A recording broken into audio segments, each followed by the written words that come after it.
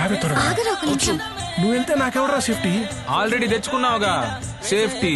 నువ్వు కూడా నీ బాయ్ ఫ్రెండ్ తో ఇలాగే వస్తావా? ఏ నువ్వు కూడా నీ గర్ల్ ఫ్రెండ్ తో ఇలాగే వస్తావా? నాకు ప్యాడ్ తెచ్చిస్తావా? ఎగ్జామ్ రాస్తావేంటి?